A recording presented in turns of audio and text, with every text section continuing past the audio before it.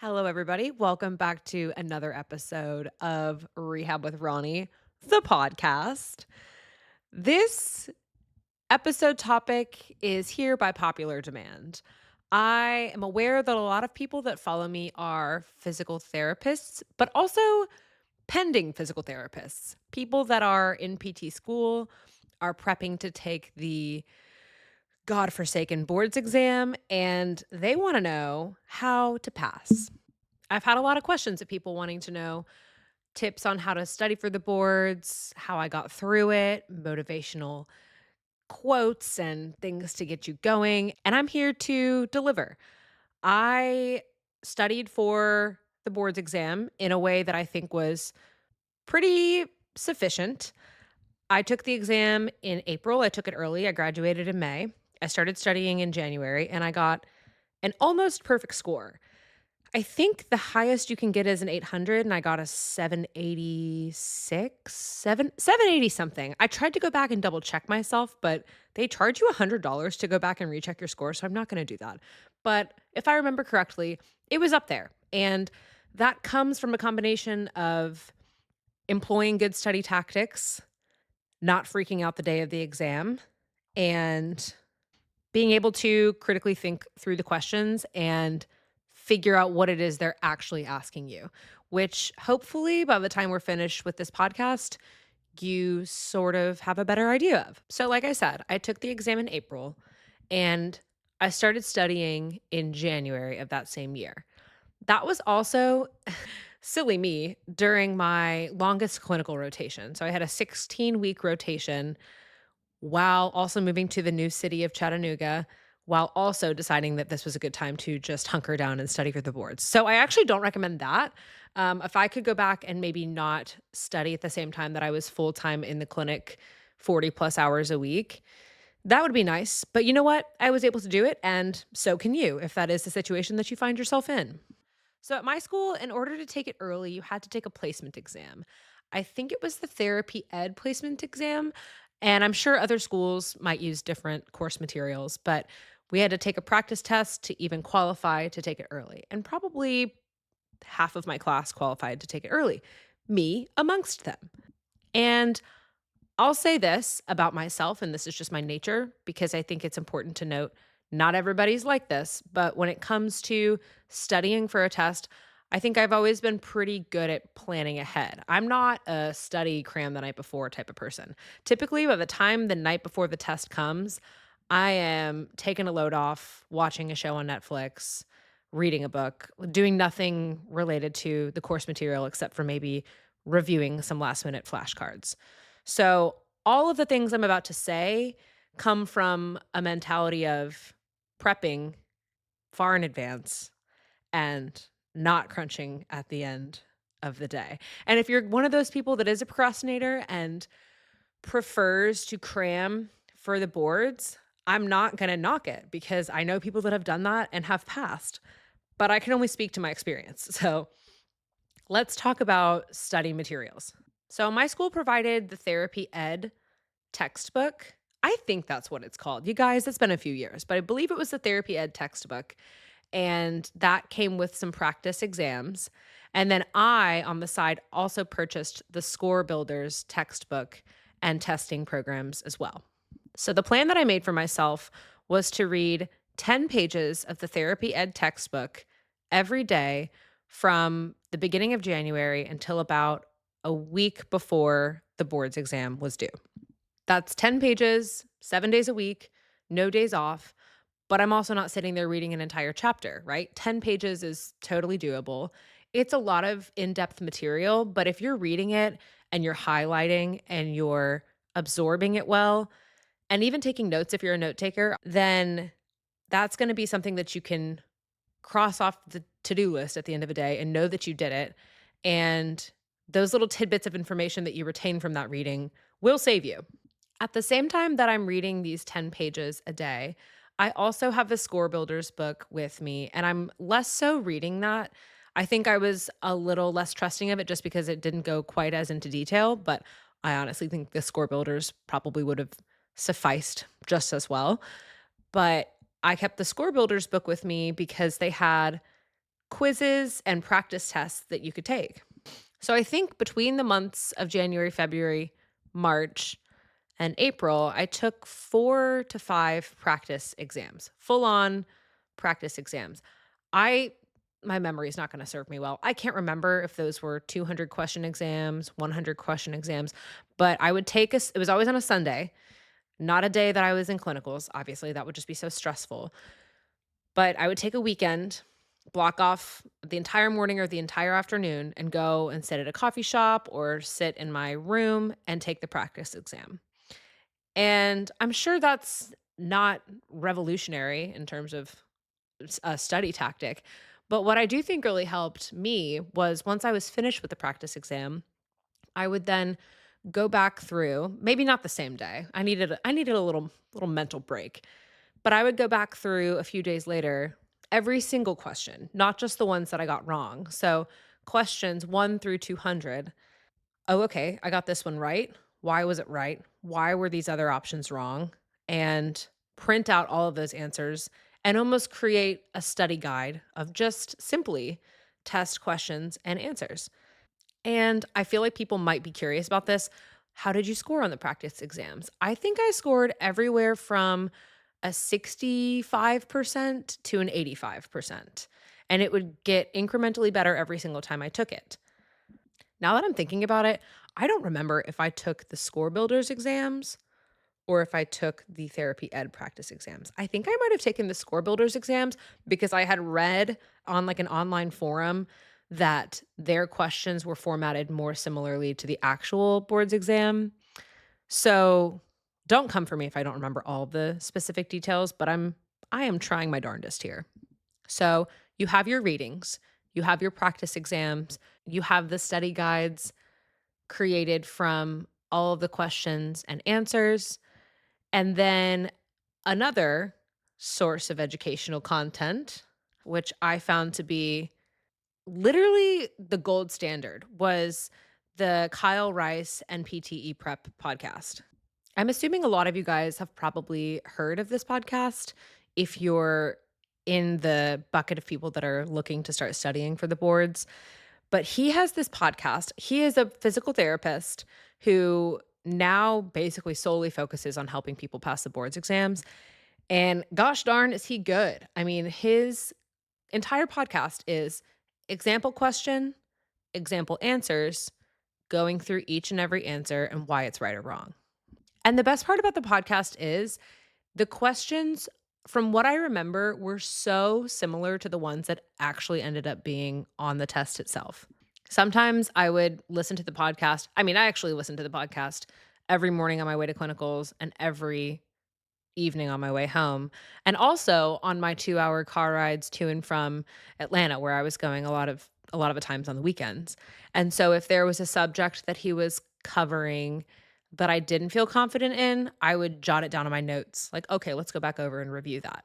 For example, the ADA compliance things, different measurements and different widths of wheelchairs and hallway widths and door heights, all that stuff. It was hard for me to commit those numbers to memory, but you do have to do it for the boards exam. At least you did back in 2022. And so this is just an example, but I would recognize that I didn't know the answer to those questions when he would ask in the podcast. And then I would just go back to my study textbooks and figure it out and force those numbers to be seared into my brain. So ideally, your months 1, 2, and 3 are comprised of a daily reading, highlighting things that you need to remember or you think are important, and you'll know which are. And then doing those practice tests every 2 to 3, 3 to 4 weeks, reviewing ad nauseum the answers, whether they're right or wrong. Don't just focus on the wrong ones because the right ones you might have just gotten right because it was a lucky guess. Listening to the podcast, and in the end, sort of around 2 to 3 weeks out from the boards exam, creating flashcards where you know for a fact you're just not gonna commit these things to memory and you're gonna need to know them sort of within like a 48-hour window. Your brain is going to obtain the information, and then dump it. Now, you do get a blank sheet of paper when you go in to sit for the boards. And so I sat down, I wrote down my dermatomes, my myotomes. And then with that, any little thing that I had included on flashcards over the past couple of weeks that I knew just probably wouldn't stick inside my cortex for the next 2 to 3 hours during the test, and I needed it on paper in front of me. And you'll shock yourself with how little you actually need that piece of paper. I mean, it's what, 200, 250 questions, 4 choices, and most of the time, 2 of them you know for sure aren't right. 1 looks really, really good, and 1 is a maybe. And I am not a test taking guru when it comes to how to work out a multiple choice question, but without sounding so cliche, you just have to go with your gut. And if you've done all of the things that I have done and you go into it without a lot of test taking anxiety, which honestly I can't speak on because I didn't experience that, thank goodness, then you should feel pretty confident about the answers choices that you see in front of you. And I know they say it a lot, but the first choice that you see and the one that you mark is probably the right choice. I had time at the end to go back through and look through my answer choices, and I think I did for, I don't know, maybe 60 or 70% of the questions, and then I was going cross-eyed staring at the screen, and I was like, "Well, I think I did good. I'm just gonna go ahead and submit this bad boy." So, day of the test, you want to get a good night's sleep, obviously, and have a little caffeine, have a little something sweet, I don't know, something that makes you feel good. Some people might like to exercise prior to the test. I believe mine started at 8 in the morning, and you get a break halfway through. That break is crucial. I remember I had a little snack. I can't remember what I was snacking on, but I was doing I was doing handstands in the hallway because I felt like there was no blood in my brain. So work a little exercise snack into there. Like, go out for your halftime intermission and do some jump squats down the lawn. I don't know, whatever it takes for you to get that blood flowing again, feel like you're focused, feel like you're hyped up and ready to go. There's enough time on this exam. If you prepare well over the course of 3 to 4 months, you shouldn't feel rushed. You should be able to mark the questions in the sections that you're not entirely sure about and then go back to them, review them if you feel the need to before moving on to the next section, and not feel super pressed for time. Now, obviously, that's going to change depending on small differentiators between people. Like if you're a fast reader, that might be a little bit better for you. If you like to take your time and read very slowly and then reread it before answering each one, that's going to be a little bit more time consuming. But overall, I think the time allotted for the test is enough. The test, if I'm being so honest, is pretty dumb. I think everybody can agree when they leave the room, it's like they brain dump so many random facts that just really are not pertinent to ordinary physical therapy practicing life. There's a lot of facts that you're forced to memorize, even though in real life you're going to have the internet at your disposal. There's a lot of questions that are supposed to be challenging your clinical reasoning, and I honestly would argue that they might be a little bit outdated. And I'm not personally attacking the NPTE exam. I just think the test does not reflect your level of intelligence whatsoever. It's more so how good are you at taking a test and memorizing the things that you know you need to memorize. Obviously, it's supposed to be hard for a reason. You're getting your doctorate. It's not a walk in the park by any means, but you can do it. This is my little pep talk, all right? You can do it. So we've talked about the studying, we've talked about the day of. Make sure afterwards you go and you do a little celebratory whatever. For me, it was, I think I went on a run. That's my ritual after completing anything that's mentally taxing. I run and I blast music and just zone out. And then I met my parents and a couple of friends for Mexican, drank a margarita, tried not to think about it, got my results back a week later, bada boom, passed that beautiful blue circle. It's important to take your mind off of it. Don't try to stow away little questions in your head where you're like, "Oh, I think I got number 15 and number 98 wrong. I'm gonna write those down really quick and force them into the back of my brain and then really quickly Google search it when I get out." You're just gonna give yourself anxiety. There's no need. You already put the answers out into the universe. They're being scored somewhere out there on the interweb, and it's not gonna change anything. So don't try to think of all the things you might have gotten wrong and ruminate because it won't do you any good. Just pat yourself on the back. Hallelujah. Go do something fun.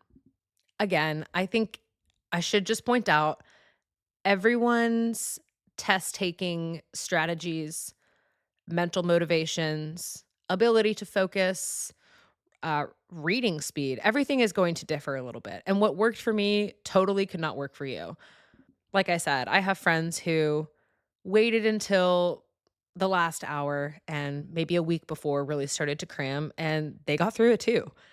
I don't know how stressful that was for them, but we all ended up in the same place. So this is just what worked for me. And I think it was a pretty good way to take time, but not too much time of each day to read, review questions, and get a feel for what the board's exam is going to throw at you in terms of how the questions are formatted and how much of each subject you can expect.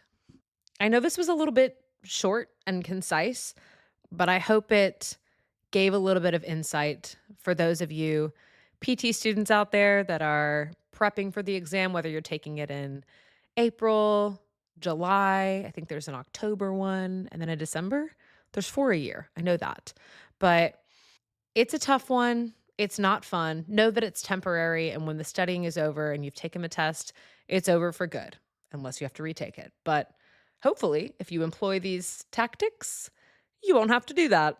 So, good luck.